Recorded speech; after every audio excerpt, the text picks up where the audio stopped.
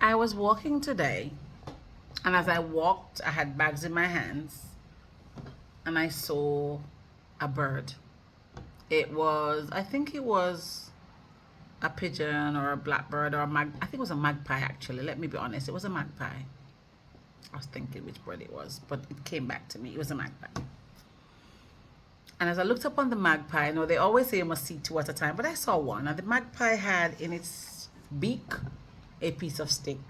I'm assuming it's going to make a nest. It's spring. And it dawned on me that actually the magpie did not have to make the tree, cut the tree, make the tree dry or the branch or whatever it is that it had in its mouth. A little twig. It's a twig. Oh, Ava, it was a twig. You know me, I'm very animated. But don't miss a story in this conversation. So the magpie did not have to grow the twig, allow the twig to dry, cut the twig off. It was just prepared for the magpie. The magpie went and picked it up from wherever. Because winter just went, the hardest season, and probably that twig got fallen off in the winter. I don't know, but now it's fallen off enough that the magpie can take it up in its beak and take it towards what I assume is to make a nest, which is a home.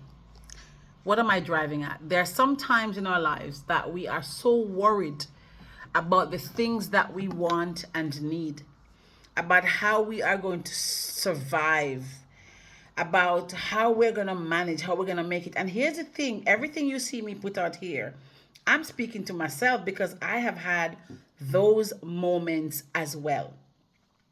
I've had the moments in my life whereby I don't know how I'm going to manage. Yeah? And I've been nervous. And I have to say, how am I going to do this? Right? But I'm reminded that the birds do not have to fend for themselves. And so I have to ask myself, if the birds don't have to fend for themselves, why am I worried about my provision?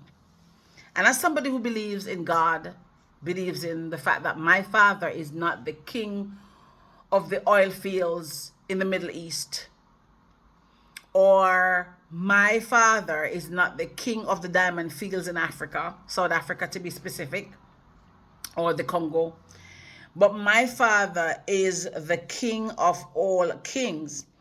And because I know that my father is the king of all kings, he's all-knowing, all-seeing, all-powerful God.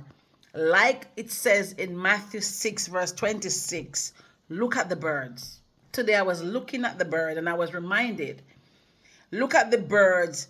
They do not have to sow or reap or store away in barns, and yet your heavenly Father feeds them. Are you not much valuable, much more valuable than those birds? And I'm reminded of Matthew 6, verse 26 very often. When I get stuck, when I struggle, when I am faced with my own situations and I'm worried about how am I going to make it, I'm reminded about the birds. So I'm reminding you today, you're worrying about the bills, you're worrying about the children's school fee, you're worrying about your relationship, you're worrying about how you're going to pay this and that. Are you not much more valuable than the birds? That's how I'm going to leave it right there. Dr. Ava Eagle Brown, just leaving it right there for you to pick it up and tell me in the comment below, what do you worry about?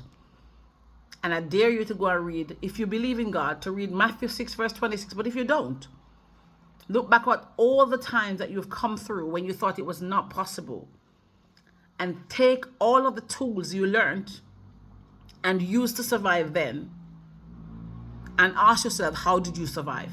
You survived because you learned the lesson. The problem is not the struggle or the hard times.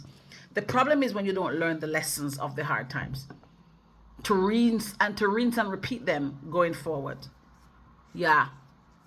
So, like the bird today, it did not plant the twig, it did not have to reap it, it just went and picked it up. Everything you need, you already have, because it's provided for you. Comment below and let me know your thoughts. I'm excited about this series. I'm going to keep doing them. Have a good afternoon, a good morning, a good night. Whenever you're watching this, comment in which city you're watching me from. I want to know who is watching this and who is being blessed by this. I'll speak to you soon.